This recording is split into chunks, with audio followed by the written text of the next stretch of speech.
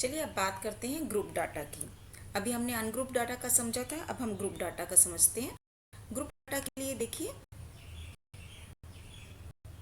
मैं भी आपको बताती हूँ।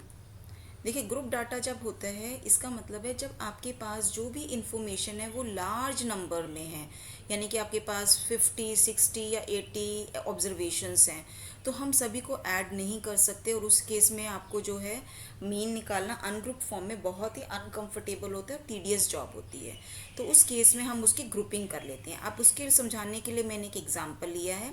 देखिए, जब आपके पास कोई भी अनग्रुप डाटा है आप उसको ग्रुपिंग में कन्वर्ट कर सकते हैं, जैसे कि उसको हम कहते हैं क्लास इंटरवल की फॉर्म। एक एग्जांपल जैसे मैंने लिया है यहाँ पे, the table below shows the daily expenditure of on food of 25 house holds in a locality.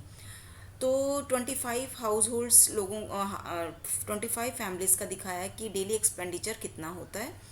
तो 100 से 150 ये आपका एक्सपेंडिचर है। चार फैमिलीज ऐसी हैं जिनका 100 से 150 के बीच में डेली एक्सपेंडिचर है।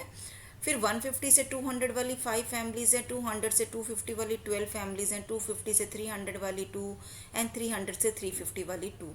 तो अब जब इस केस के अंदर आपको मीन निकालना है, यानी कि ये निकालना है कि ऑन एन एवरेज हर एक फैमिली कितना डेली एक्सपेंडिचर करती है, तो उस केस में आप मीन निकालेंगे।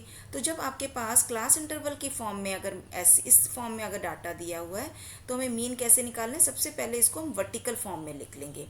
यहाँ पे हमने क्लास इंटरवल लिखा, यहाँ पे हमने नंबर ऑफ हाउसेस लिखे। अब इसके बाद हम दो कॉलम और बनाएंगे। सबसे पहला कॉलम है XI. XI means class marks. अब क्लास मार्क्स क्या होता है? Class marks means the mid value. Class marks का मतलब होता है mid value of the interval.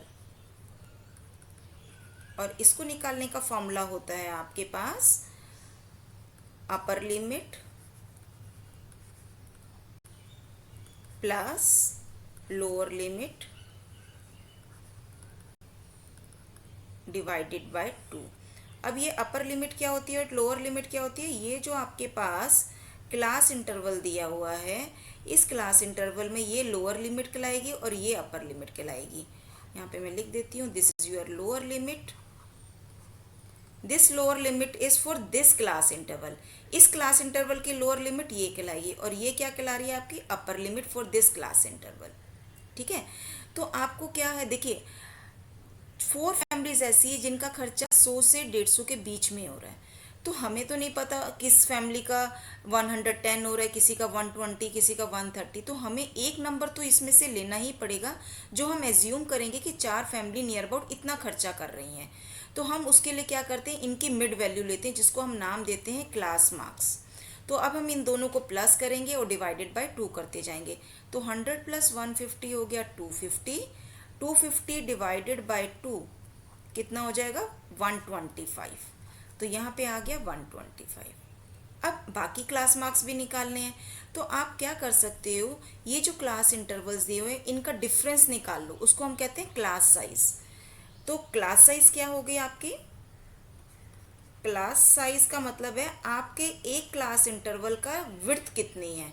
तो आप किसी भी क्लास इंटरवल को माइनस कर लीजिए, अपर लिमिट में से लोअर लिमिट को माइनस कर लीजिए। मैंने नीचे वाले इंटरवल का लिया है, तो ये आपके पास आ गया 50। इसका मतलब आपका क्लास साइज हो गया 50।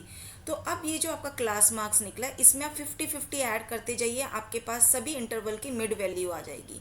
तो 125 प्लस 50 175, 175 प्लस 50 225, इसमें फिर से 50 ऐड करो 275, फिर से ऐड करो 325।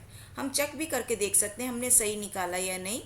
150 प्लस 200 हो गया 350, 350 को 2 से डिवाइड करो तो 175। इसी तरह से आप चाहो तो डायरेक्ट भी निकाल सकते हो और चाहो तो फर्स्ट क्लास इंटरवल का क्लास मार्क्स निकाल के उसके अंदर क्लास साइज को ऐड करते जाओ तो आपके पास ये निकल के आ जाएगा।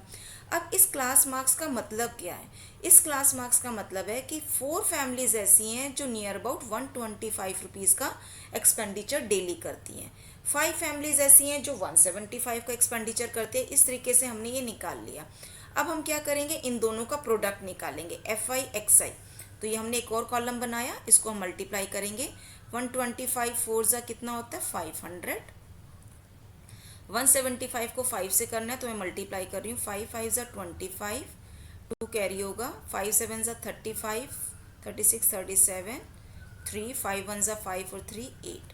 अब 225 को 12 से करना है, जो मुझे यहाँ पे करना पड़ेगा 225 को 12 से करना है, तो करते हैं 2 2 ज़ा 4, 5 2 2, इसको ऐड कर लीजिए 0 10 7 2 2700 आ गया मेरे पास। तो अब यहाँ पे मैं लिख दूंगी 2700।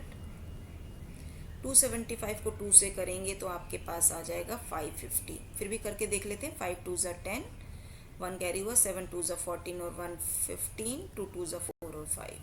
325 को इससे करेंगे 2 से तो 650 आ गया। अब आपको एफ आई एक्स आई का सम भी निकालना है और इस एफ आई का भी सम निकालना है। चलिए सम निकाल लेते हैं। 5 5 5 ज़ा 10, 10 17 का 7, 1 ऊपर चला गया, 5 और 1 6, 6 और 8 14, 14 और 7 हो गया 21, 21 और 5 26, 26 और 6 32 का 2, 3 इधर गया तो 3 और 2 5, 5 2 7 5। इसका सम कर लेते हैं, 12 और 2 14, 16, 16 और 4 20 25। तो 5275 और डिवाइडेड बाय 25, तो आपका मीन हो जाएगा summation of F I x I upon summation of F I.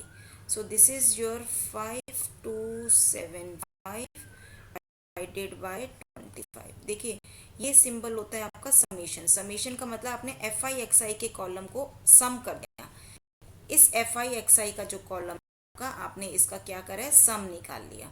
और समेशन ऑफ एफ आई का मतलब है इस कॉलम का आपने सम निकाला है। ठीक है, अब आपने इनको डिवाइड करना है। अब इसको डिवाइड कर लेते हैं, 5 से काटते हैं, 5 5 ज़ा 25, 5 1 ज़ा 5 0, 5 5 ज़ा 25, 2 कैरी होगा, 5 5 ज़ा 25, 5 1 ज़ा 5, 5 2 ज़ा 10, 1 1। तो आपके पास मीन आ गया है 211। तो ये आपका जो था मीन निकल के आ गया है ग्रुप डाटा का। इसको कहते हैं हम डायरेक्ट मेथड।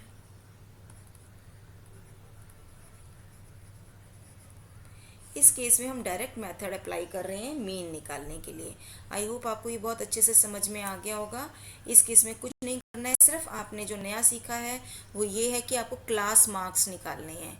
ये मार्क्स लिखे हुए हैं बच्चे, स्पेलिंग अगर आपको समझ में नहीं आ रही है तो क्लास मार्क्स है। क्लास मार्क्स निकालने के लिए आपने क्लास इंटरवल लोअर लिमिट और अपर लिमिट को ऐड करके 2 से डिवाइड करा है। इसी तरीके से आपने सारी ऐड आउट करके डिवाइड कर लिया। फिर ये एफ आई का कॉलम है ये वाला, और ये एक्स आई का कॉलम है, दोनों को मल्टीप्लाई करके यहाँ लिखा।